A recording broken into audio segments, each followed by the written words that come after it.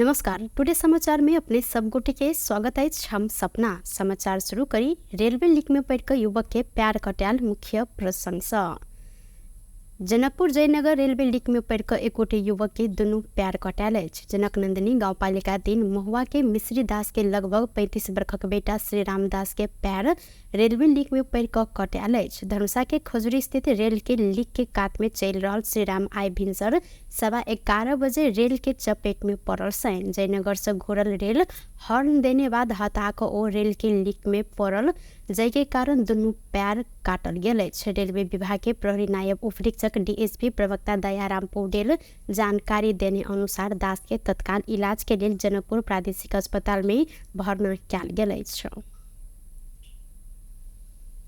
सिमलताल के भूस्खलन में पड़ यात्रु सहित त्रिशूली में बेपता रहल दुनू बस के खोजी के लिए भारत से आयल खोजी टोली आई मैग्नेट प्रयोग कर खोजी के अंतिम प्रयास शुरू केने अछि। 4 गोटे गोताखोर सहित आयल 12 गोटे भारत के राष्ट्रीय विपद रेस्पॉन्स टीम के टोली 7 दिन के लेल कहत खोजी कार्य में सहयोग करत चितवन आयल सल। काल्खन शुक्र दिन हिनकर सबके खोजी के लेल रहल 7 दिन के समय पूरा भ चुकल अछि। ई सब गोटे चितवन आयल संगे दुर्घटना में हरायल सबके 32 गोटे यात्रु आ दुनू बस के कोनो पता अखन धरि नहीं लागल अछि। खोजी के लिए दैनिक 5 से हाराहारी में सुरक्षाकर्मी तालीम प्राप्त नेपाल प्रहरी सशस्त्र प्रहरी आ नेपाली सेना के टोली समेत खटल अछि। चितवन के प्रमुख जिला अधिकारी इंद्रदेव यादव कहलैथ भारतीय टोली आबो को प्रगति अखन शून्य रहल अछि। आई 40 किलो के मैग्नेट डिवाइस लगा कर अंतिम खोजी प्रयास भ रहल है। हिनकर अनुसार सिमलताल दुर्घटना स्थल सिमलताल से लग केराबारी क्षेत्र धरि के त्रिशूली नदी में आई भारत से आनल गेल मैग्नेटिक डिवाइस पानी भीतर डुबा कर खोजी भ रहल अछि। मध्य सरकार के नेतृत्व पे लगभग 50 दिन धरि भेल प्रगति के समीक्षा करते जनमत पार्टी सचिवालय बैसार संपन्न भेल अछि। जनकपुर स्थित पार्टी के केंद्रीय कार्यालय में काल्खन से शुरू भेल सचिवालय बैसार मध्य सरकार के थप चलायमान बनाब पार्टी के दिशा 4 बुंदे सुझाव सहित के निर्णय करत शनि दिन संपन्न किया गेल अछि। बैसार खास कर मध्य सरकार कामकाज के संबंध में तथा काम करय में देखल गेल कठिनाई के समेत सवाल में केंद्रित रहित जनमत पार्टी द्वारा ये बैसार बसाउल गेल सल। 2 दिन धरि चलल बैसार में पार्टी नेतृत्व भ रहल मध्य सरकार कार्यभार संभालने करीब 49 दिन के कतेक प्रगति रहल जनता के समस्या कतेक काज कैल गेल सरकार संचालन कैल गेल में समस्या सब देखा पड़ल एहि के संबंध में छलफल केंद्रित रहल पार्टी प्रवक्ता शरद यादव जानकारी देलैन। जनमत के सचिवालय बैसार एहि संगे आगामी दिन में होब प्रदेश सरकार के कार्य योजना संबंध में समेत छलफल केने सल प्रदेश में देखल गेल व्यक्ति के सुधार करत सुशासन कायम कर दिस ध्यान देव मुख्यमंत्री सतीश कुमार सिंह के निर्देशन समेत देल गेल अछि। एहि संगे प्रदेश में व्यापक रूप में रोजगारी के कार्यक्रम सब संचालन कर निर्देशन समेत देल गेल जनमत पार्टी प्रवक्ता यादव जानकारी देने सहित बैसार से प्राप्त सुझाव सहित सरकार के दिशा जनता के फायदा होव सब गतिविधि कर मुख्यमंत्री सिंह प्रतिबद्धता सेहो जनौने छैन। जनमत अध्यक्ष सीके राउत के अध्यक्षता में ई बैसार संपन्न किया गेल अछि। सामुदायिक वन के सार्वजनिक जगह रहल निजी संरचनाओं पर डोजर चलल अछि। नरहा गाउँपालिका 3 स्थित जोबहा सामुदायिक वन के जगह में रहल संरचनाओं पर शनि दिन डोजर चलायल गेल अछि। पूर्व पश्चिम राजमार्ग संगे जोड़ल नेपाली सेना के ब्यारे के दक्षिण पट्टी के जगह किछ व्यक्ति 30 वर्ष एमहर से कब्जा कऽ घर बनाकर होटल संचालन करैत आयल सल। वन के जगह राजनीतिक शक्ति के आड़ में अतिक्रमण कैल गेल कहत बेर बेर आंदोलन समेत भेल सल मुदा लंबा समय से खाली होब नहीं सकल जगह शनि दिन डिवीजन वन कार्यालय संरचना सब तोड़ कर खाली केलक अछि। डिवीजन वन कार्यालय सिरहा के प्रमुख सुजीत कुमार झा के अनुसार एत 2 हेक्टेयर क्षेत्रफल में रहल 7 गोटे के 9टा घर तोड़ल गेल अछि। कार्यालय गत असार 13 गते जगह खाली कर 15 दिन सूचना समेत जारी केने सल। सार्वजनिक जगह अतिक्रमण मुक्त कर खोजल गेल में विभिन्न हिसाब से असहयोग भेल डिवीजन वन कार्यालय प्रमुख झा सेहो स्वीकार केने छथि।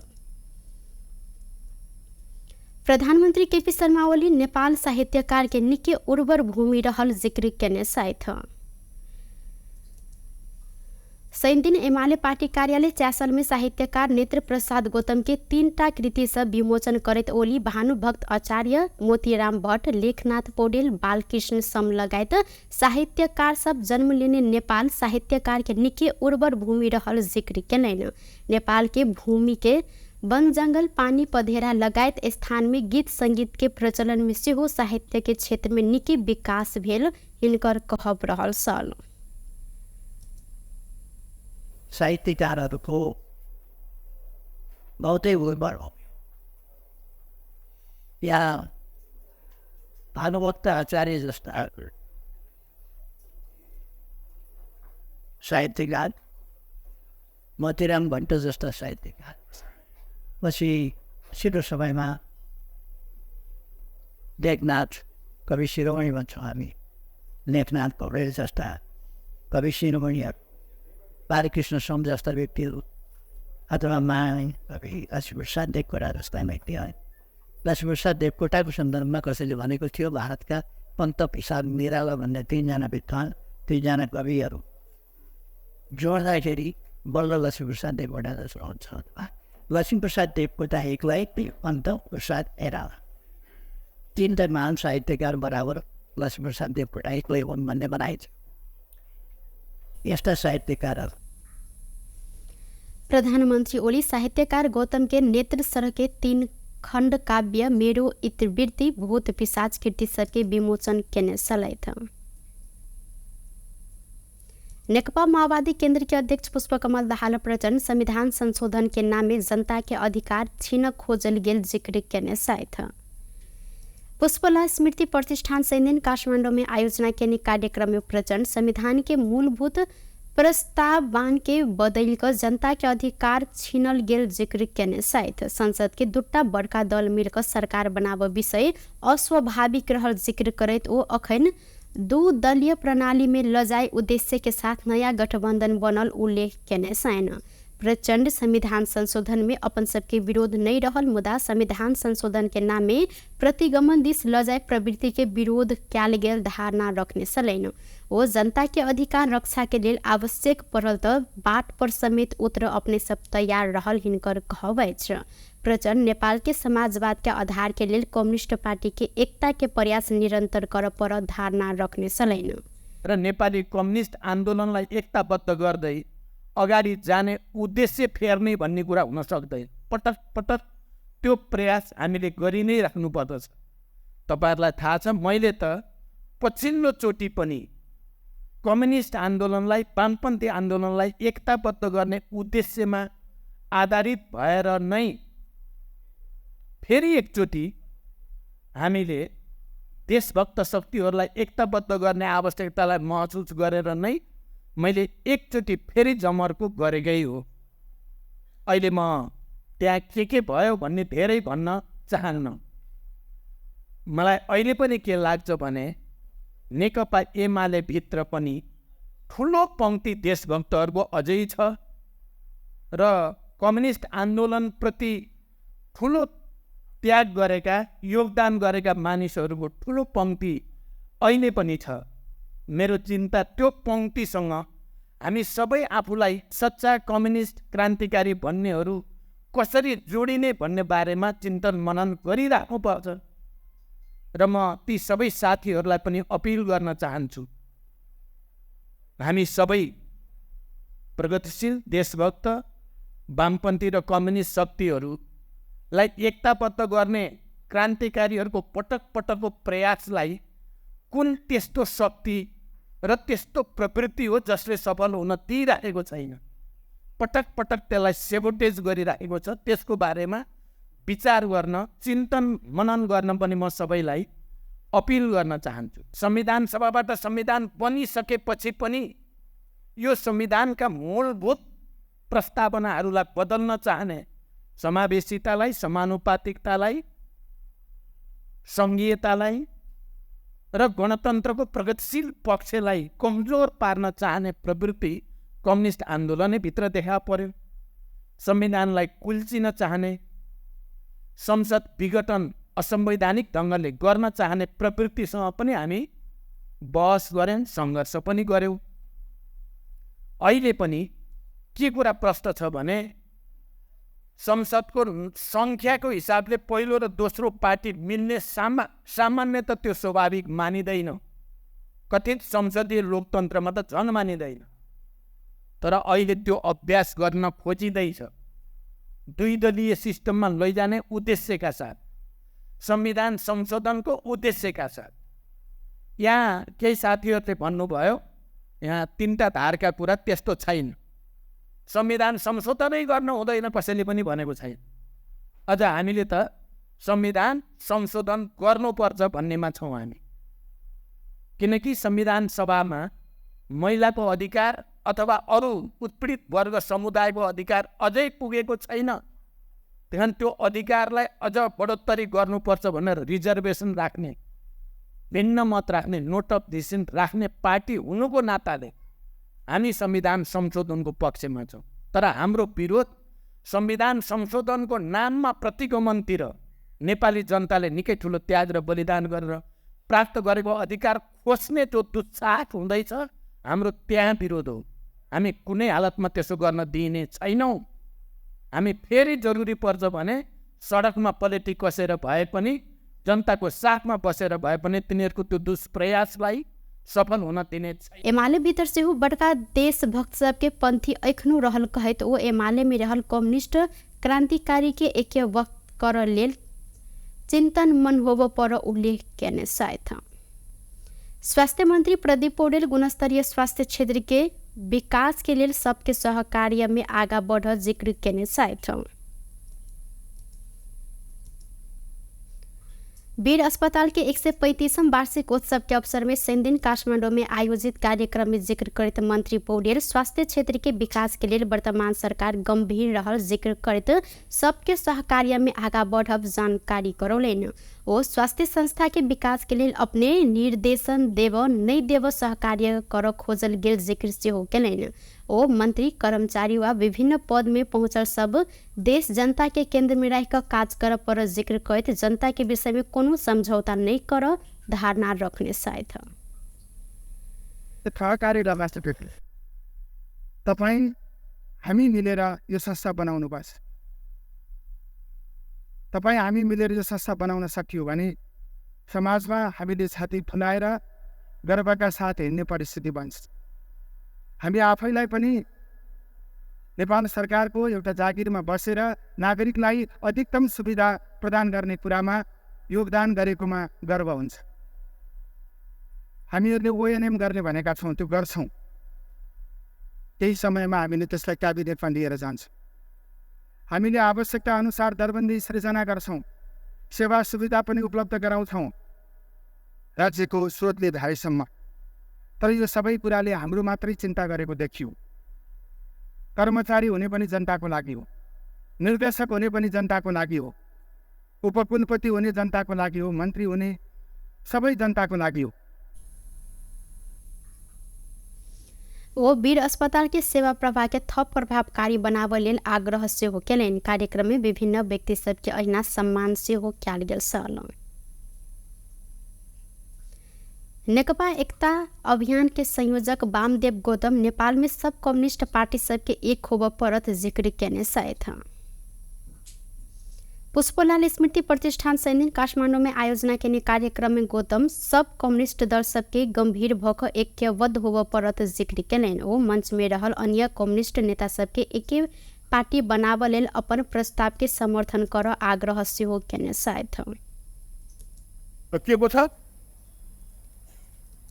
यस्ता सभा समारोहमा भन्नु नभन्नु भन्ने अलि बाहिर गइसकेपछि सँगै बस्ने हाँस्ने खेल्ने चिया खाने गरेकै छौँ आजभन्दा अगाडि। अब त्यस भएर यहाँ हामीलाई पार्टी एउटा शक्तिशाली कम्युनिस्ट पार्टी चाहिएको छ कि छैन? शक्तिशाली कम्युनिस्ट पार्टी चाहिएको छ भने कुनै पार्टीबाट निर्णय गरेर त्यो अभियानको रूपमा सञ्चालन गर्नुपर्छ। पार्टी एउटै पार्टी भन्नुपर्छ र त्यो पार्टीले देशमा समाजवाद निर्माण गर्छ। भएको पार्टी फुट्दै जाने अनि चाहिँ एउटाले समाजवादी क्रान्ति गर्ने, अर्कोले के क्रान्ति गर्ने, अर्कोले के क्रान्ति गर्ने हो। हुन्छ त्यसरी क्रान्ति? मतभिन्नताहरू चाहिँ सँगै बसेर हल गर्न सकिन्छ। त्यस भएर म यहाँ प्रस्ताव राख्छु कमरेडहरू, तपाईँहरूलाई मन्जुर छ भने त्यो प्रस्ताव तपाईँहरूले उठेर एकपटक अहिले होइन अलिबेरपछि उठेर पार्टी नेपालको कम्युनिस्ट आन्दोलनलाई एकीकृत गर्नको निम्ति हामीले आज पुष्पलाल प्रतिष्ठानबाट आयोजना गरिएको यो जन्म शताब्दी कार्यक्रममा हामीले एउटा प्रस्ताव पारित गऱ्यौँ। नेपालको कम्युनिस्ट आन्दोलनलाई एकताबद्ध गर्नेछौँ र वो ऐसा पहिने अपन पहल में कम्युनिस्ट एकता भेलो पर दिगो हो बनने सकल उल्लेख करने सलाह था। नेकपा एकीकृत समाजवादी अध्यक्ष माधव कुमार नेपाल गुपचुप रूप में संविधान संशोधन के नई बात जायज नहीं रहल जिक्र करने साय था। ती प्रतिष्ठान काठमांडू में आयोजना के कार्यक्रम में नेपाल संविधान संशोधन अपरिहार्य रहलो पर गुपचुप तरीका से संविधान संशोधन के नई बात जायज नहीं रहल जिक्र करेन। कांग्रेस एमाले कहने संविधान संशोधन के पर्दा पछाड़ी दोसर बात नुकाव प्रयास भ रहल जानकारी दिलेन। अध्यक्ष नेपाल जनता के त्याग तपस्या से बनल संविधान में कोनो प्रकार के आघात नहीं कर चेतावनी समेत देने सैन ओ कम्युनिस्ट एकता के आधार तैयार कर लेल मोर्चा बनबैत आगा बढ़ धारणा रखलेन। लगभग 10 वर्षको हाम्रो अभ्यासको हामीले समीक्षा गर्नुपर्ने आवश्यकता पर्छ। तर गुपचुप रूपमा संविधान संशोधन गर्ने कुरा कति जायज हो? त्यस हुनाले मूल कुरा के हो? संविधान संशोधन होइन, मूल कुरा अर्कै छ। त्यो के छ नभनिहाल ममा गरौँ। त्यस हुनाले कुरा के छ भने आफ्ना आफ्ना स्वार्थ सिद्धि गर्नका लागि अनेक किसिमको जामा पहिरिए पनि वास्तविकता समयक्रममा उजागर हुनेछ। हामी जोड के दिन चाहन्छौँ भने यो संविधान जो नेपाली जनताको निकै ठुलो त्याग तपस्या बलिदानबाट बनेको छ, यसमा आघात पुर्याउने कुनै काम नहोस्। ऐना नेकपा एकीकृत समाजवादी सम्मानित नेता झलनाथ खनाल संविधान केकरो निगाह में नहीं बनल कहत दो दल मात्र संशोधन कर नहीं सकत जिक्र कलेन। त्यस कारणले हामी त्यो कुरालाई मान्दै त्यसमाथि भनिन्छ के भन्दाखेरि यो समानुपातिक समाप्त गर्ने साँच्चै हो, यो आउनु पर्यो। साँच्चै हो भने यो दुईटा पार्टीको अधिनायकत्वका विरुद्ध अब मेचीदेखि महाकालीबाट सङ्ग्राम सुरु हुन्छ। यो त साना साना विभिन्न समूह, जाति, समूह, क्षेत्र आदिलाई प्रतिनिधित्व गराउनुको लागि हामीले ल्याएको यो चाहिँ यो समानुपातिक प्रणाली। समानुपातिक प्रणालीले आम पिछडिएका कमजोर साना समूहहरूको हितलाई प्रतिनिधित्व गरिरहेको छ। त्यस कारण यो लोकतन्त्रको पनि बडो एउटा मार्मिक कुरा हो। यो त खालि विभिन्न देशका पुँजीपतिहरूले, देशमाथि पनि अन्तर्राष्ट्रिय एकाधिकार पुँजीपति वर्गले के चाहन्छ भन्दा एउटा अपोजिसन, एउटा सत्ता। संसदीय व्यवस्था तथा कथित बहुदलीय व्यवस्थाको एकमात्र सार तत्त्व यही हो। एक थरी केही वो संविधान संशोधन करवाक ऐत ऐके आधार सब स्पष्ट होब परत जिक्र करने सलाह था। टुडे समाचार में आप अंतर्राष्ट्रीय संबंधी समाचार।